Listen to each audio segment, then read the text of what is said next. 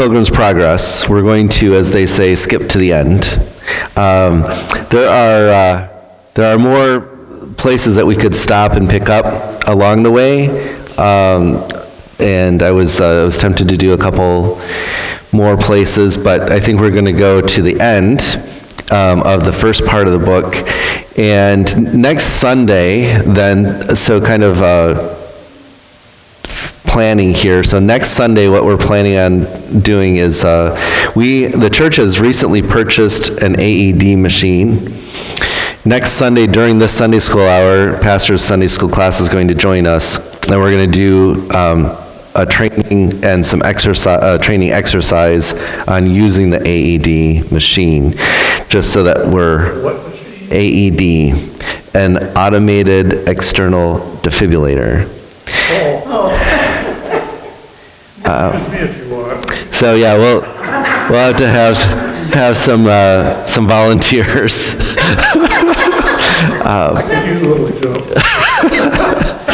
But we won't actually, well, hopefully we won't actually be shocking anyone in class. But anyway, we're going to do that next Sunday. The Sunday after, so in 2 weeks, I'm scheduled to be in Morris again. So that's January 12th, I believe. I'll be in Morris. And then on the 19th, we will start a new Sunday school section on Leviticus 1 through 16. So that's the plan as of right now, subject to change. So John Bunyan, I feel like I've got things kind of mixed up. We have talked about the story Pilgrim's Progress, and where I wanted to get to today, so just by way of review, and since it's our last one, again, John Bunyan is talking about his personal experience. In fact, the part that we're going to look at today is not his personal experience, because it's the part where Christian dies, but it's his reflecting on what the Christian life should look like. And so that kind of his point. And in the early chapters, when Christian is converted, becomes a Christian, of course, that's where some people are like, well, not everybody has the same experience. And John Bunyan said in response to that, no, I'm not describing everyone's experience, I'm describing mine.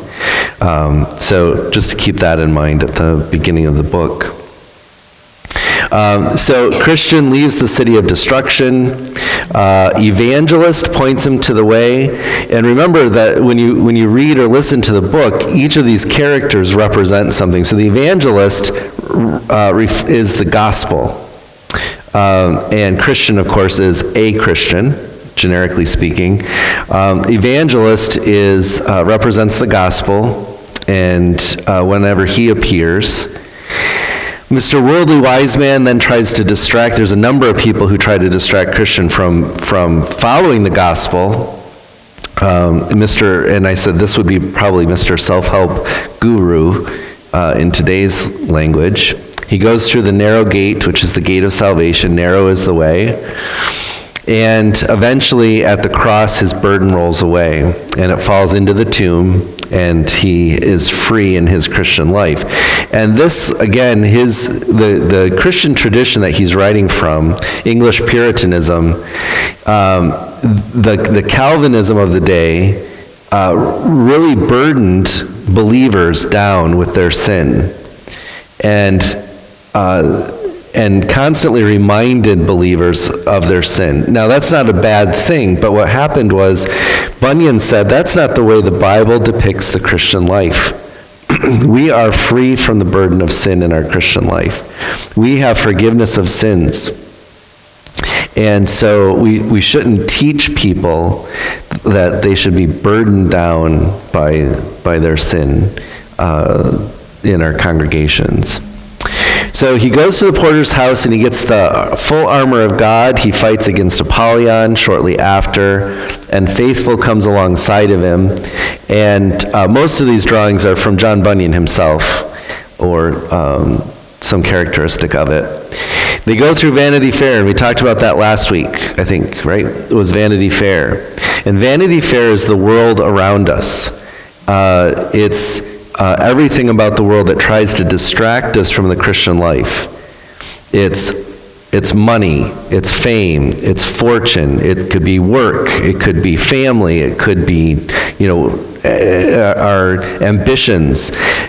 Anything that is in the world to distract us from living out our Christian life and being focused on living out our Christian life is in Vanity Fair. And Christian can't avoid Vanity Fair. Neither can we avoid the world. We are in the world, but we are not of the world.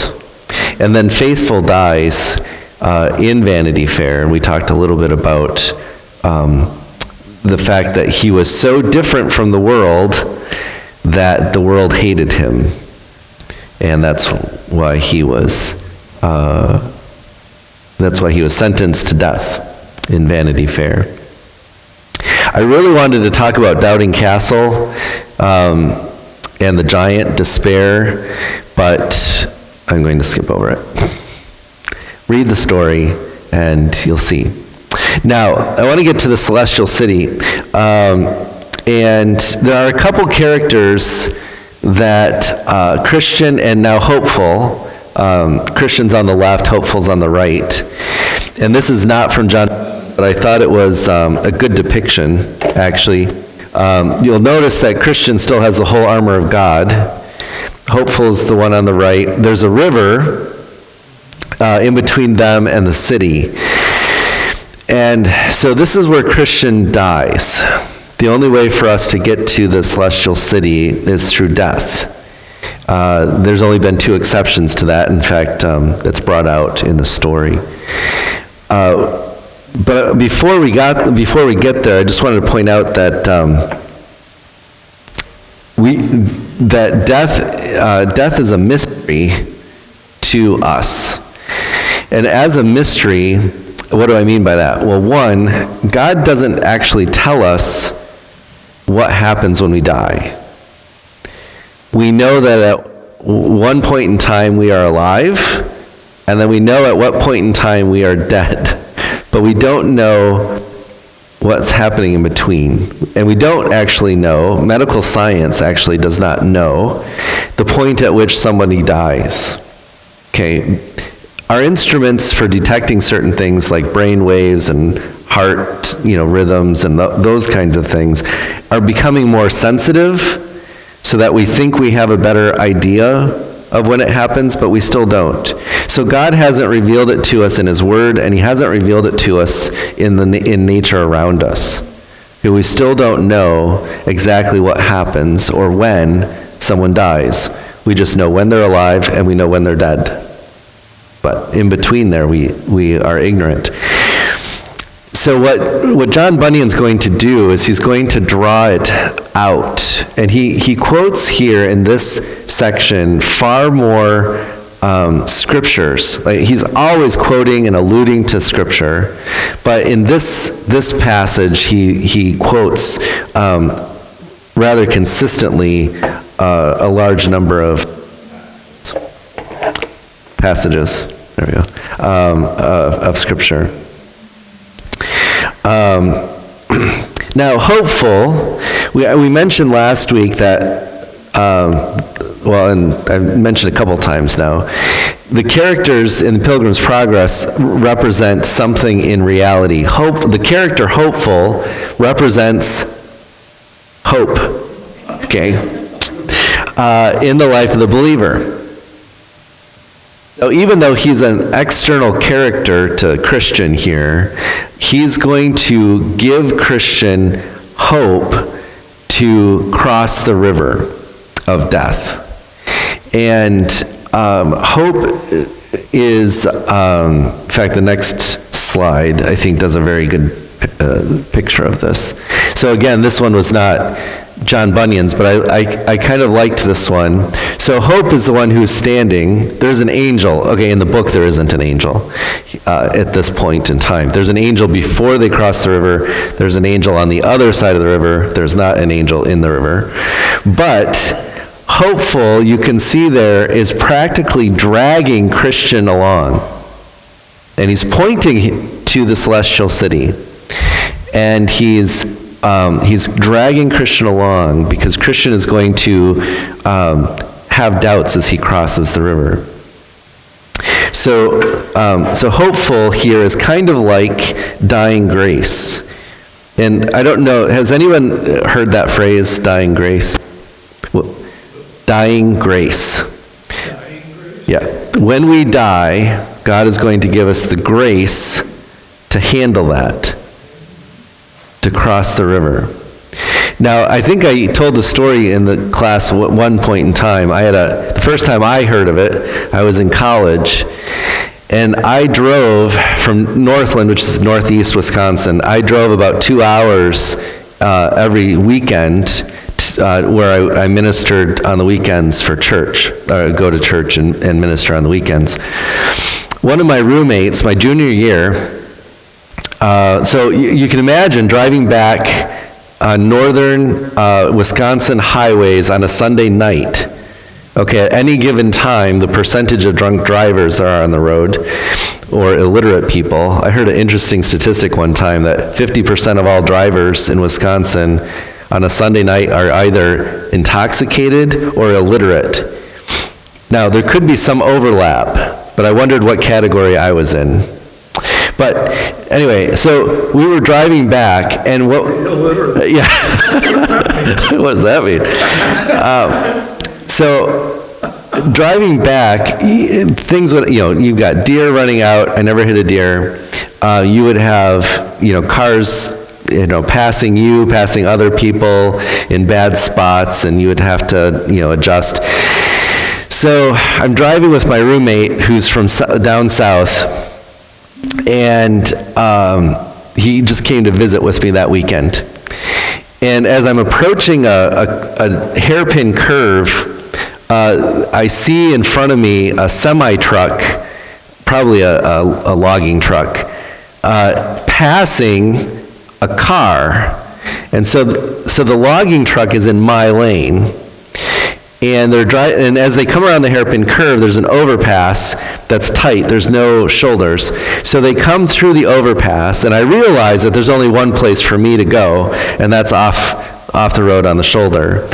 And so I go off, and then the semi-truck goes barreling by in our lane, and the car goes by and everything. And so I check, everything's clear, and my roommate's very quiet.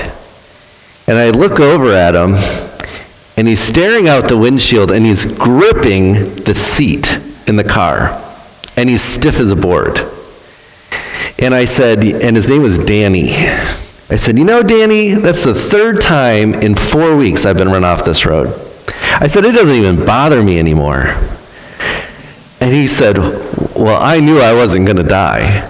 And I said, well, how did you know that? He goes, because I believe in dying grace. And his voice was all quavered, and he says, I believe that when we die, God's going to give us the grace to handle it. And I was scared.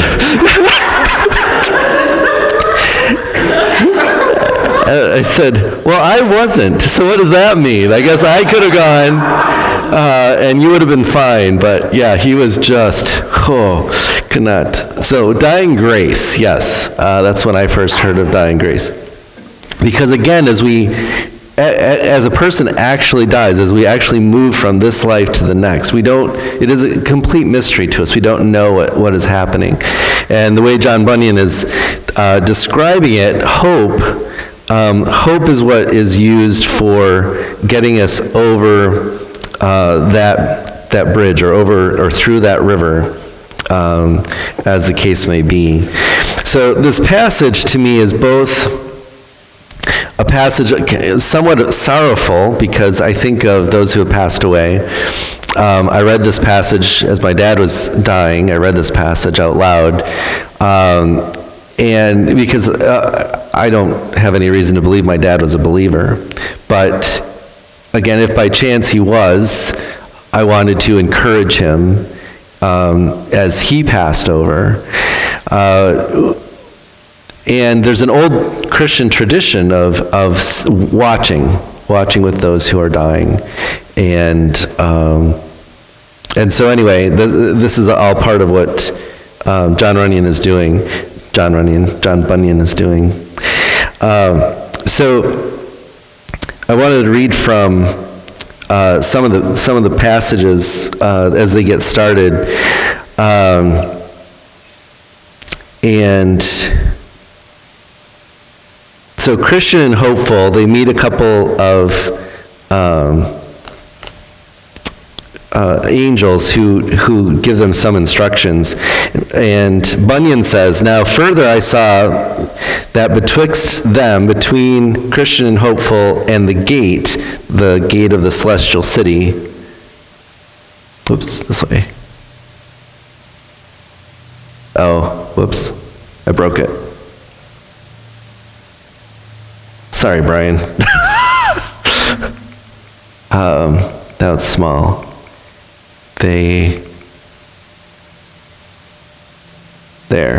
They're on the brink of the river, on this side of the river. But there was no bridge to go over. The river was very deep. At the sight, therefore, of this river, the pilgrims were much astounded. But the men that went with them said, "You must go through, or you cannot come at the gate."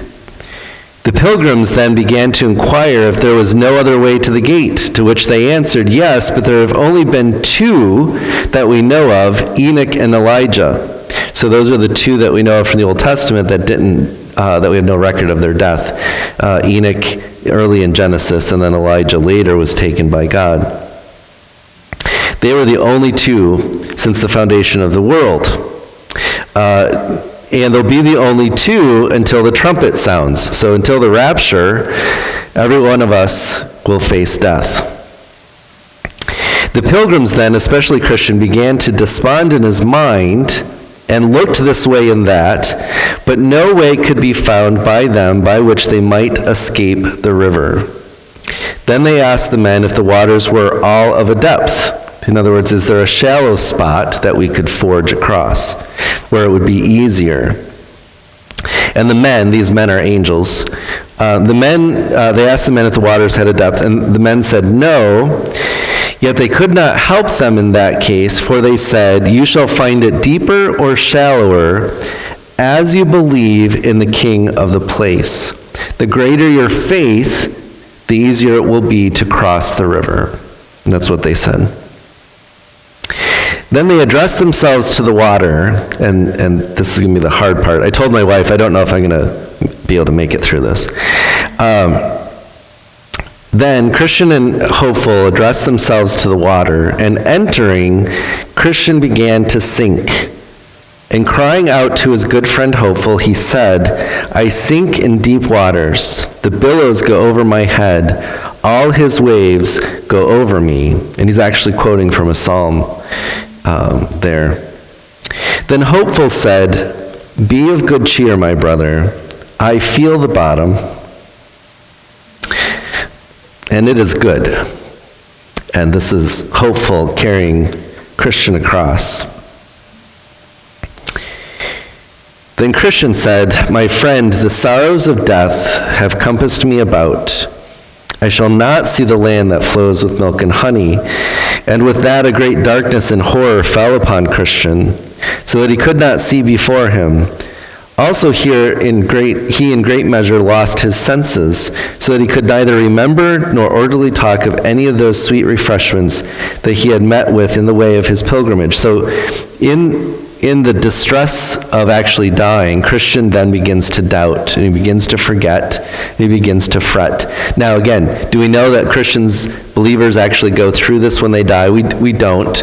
This is speculation on Bunyan's part, but the point of Bunyan's speculation is to give hope, right? It's to actually fortify us now before we reach this point, and as we sit with our loved ones who go through this. But all the words that he spoke still tended to discover that he had horror of mind and hearty fears that he should die in the river and never obtain entrance in at the gate. The other thing that Bunyan is doing, I should point out, is he's also giving the believers the guarantee that you're going to make it over. no one gets lost in the river, just in case you were getting a little concerned. You weren't being concerned, were you? Okay.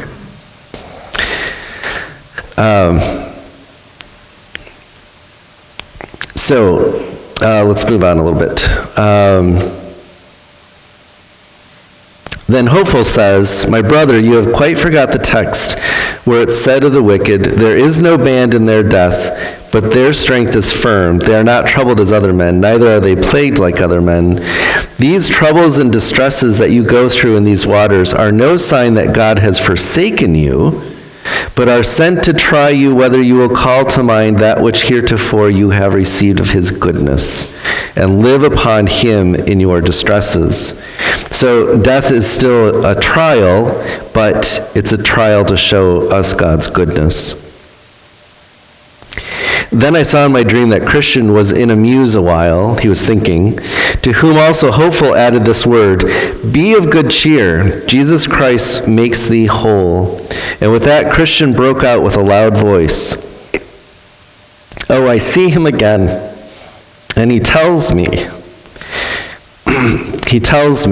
and he quotes from Jeremiah, "When you pass through the waters, I will be with thee, and through the rivers they shall not overflow thee." Then they both took courage. And the enemy, after that, as still as a stone, was after that as still as a stone, until they were gone over. Christian, therefore, presently found ground to stand upon, and so it followed that the rest of the river was but shallow. Thus they got over. And now they were on the bank on the other side. So they make it over to the other side. I don't have a slide showing them on the other side. Yeah, there's a coffee shop. There is, remember, Bunyan is a Protestant, so there is no Peter at the gate. Okay. Peter is not standing there. But there are two angels to minister to them, which is what angels do.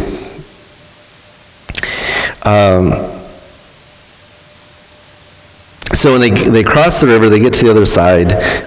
They actually two ministering angels who lead them up to the city. And they talk with them for a little while. And Bunyan then begins to intersperse many of the promises of heaven through this time as they're walking up the path. I guess it could be this one. So the other side, as they walk up to the gate. And on that side, they're talking to a couple of these angels. But Bunyan puts in here a bunch of promises from the scriptures about life eternal. And again, when we lose a loved one, it's the promises of God that we turn to, and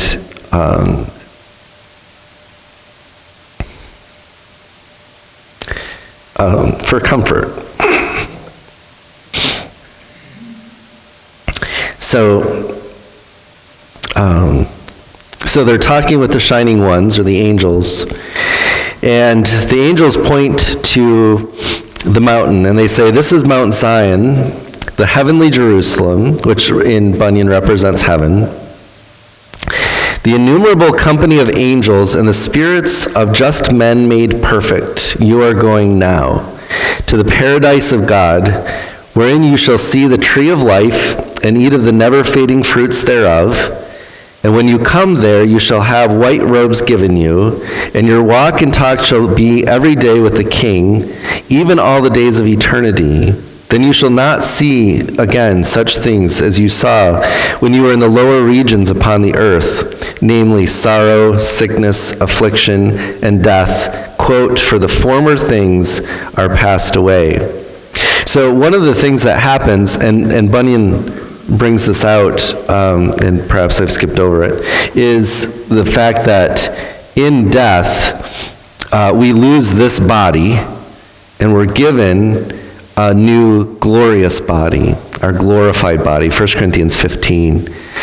And so in Bunyan's picture, the old body is actually, as it were, left in the river, and they're given their glorified bodies when they reach the other side.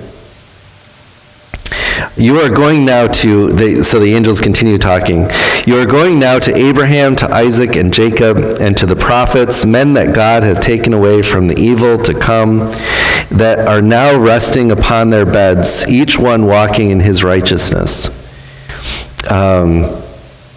And then the men ask, Christian and hopeful ask, what must we do in the holy place? He says, you must receive the comfort of all your toil and have joy for all your sorrow, which is from Revelation 5. Revelation 7. You must reap what you have sown, even the fruit of all your prayers and tears and sufferings for the King by the way. In that place you must wear crowns of gold. You must wear crowns of gold. As we read about the different rewards given to believers at the judgment. You must wear crowns of gold and enjoy the perpetual sight and visions of the Holy One. Quote, for there you shall see him as he is. And the great promise that we have of eternity is that we shall see Christ as he is, and we shall be able to see him in our glorified bodies. In our sinful bodies, we cannot look at him, but we will be able to be with the one that we have served throughout our lives. And that's the real comfort. And people will say, and they'll say it kindly, they'll say it trying to comfort, well, now, like in my mother's case, well, now she's with her mother, whom she missed for 30 years. Well, kind of, but I don't think either my mother nor my grandmother care at that point. They're with the one that they've wanted to see. That's more important. And whether they see each other up there, who knows that that's going to happen, or whether they'll even care. And I know that sounds cold to some people, but it's the greater to the lesser. It'd be so much more our desire to see Christ than our desire is going to be to see others that we knew here in this life. So going on, the angel says, there also you shall serve him continually with praise, with shouting and thanksgiving, whom you desired to serve in the world, though with much difficulty because of the infirmity of your flesh. It's hard for us to do this because we drag about with us our sinful bodies. But there we shall be able to do it the right way. Our eyes shall be delighted with seeing, and your ears with hearing the pleasant voice of the Mighty One. Now, he says, after all that, he says, there you shall enjoy your friends again that are not got there before, or the ones who were there before you. And there you shall receive joy, even everyone that follows into the holy place after you. There you shall be clothed with glory and majesty and put into the equipage, so good old English word, but outfitted, we might say, dressed properly, with a tie, like Randy has a tie on. Dressed properly, equipage, fit to ride out with the King of Glory. And so, and some of the eschatology of Bunyan's going to differ a little bit from us, but I think the sentiment is correct. And then he says, so they were drawing towards the gate, so they're about to enter the gate. Behold, a company of heavenly host came out to meet them. And the heavenly host is the army, the angels. To whom it was said by the other two shining ones, these are the men that have loved our Lord when they were in the world, and that have left all for his holy name, and he hath sent us to fetch them, and we have brought them thus far on their desired journey, that they may go in and look on their Redeemer in the face with joy. Then the heavenly hosts gave a great shout, saying, Blessed are they that are called to the marriage supper of the Lamb. So another quotation from Revelation. And then they enter into the gates. And here, I wanted to get to this part. Now I saw in my dream, Bunyan says, that these two men went in at the gate, and lo, as they entered, they were transfigured, and they had raiment put on that shone like gold. There was also that met them with harps and crowns. Okay, we don't know about the harps. Just as an aside, we don't know if there's harps in heaven. Okay, I don't know if you noticed, this apocryphal angel has a harp. It's hard to see in the drawing. In its left hand has a harp.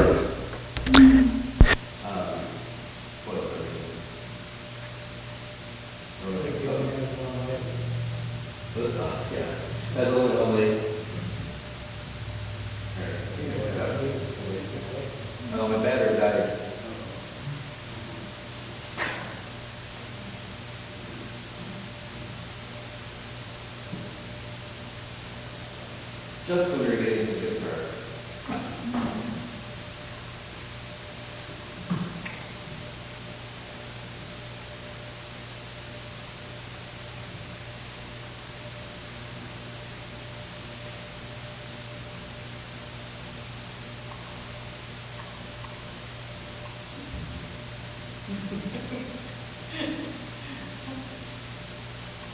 I can say what my husband always says.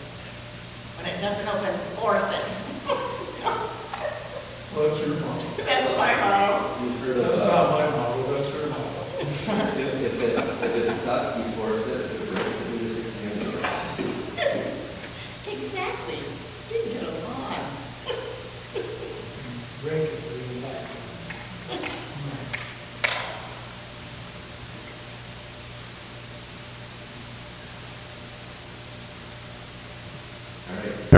There we go. We're back. You're back. You're here all the time. Felt like that was a commercial break. Okay, so we're back. All right, so this is the end. So for those of you who waited till the last minute, this is it. So, Bunyan says, "Now I saw in my dream that these two men went in at the gate, and as they entered, they were transfigured, and they had raiment put on that shone like gold. There was also that met them with harps and crowns." Oh yeah, so they didn't. I don't know about the harps. I don't know what, and I still don't know why this angel's here. But that's beside the point. And gave them to them the harp to praise withal, and the crowns in token of honor. Then I heard in my dream that all the bells in the city rang again for joy, and that it was said unto them, "Enter ye into the joy of your Lord." I also heard the men themselves, that they sang with a loud voice, saying, so Christian and hopeful, "Blessing, honor, glory, and power be to him that sits upon the throne, and to the Lamb forever and ever."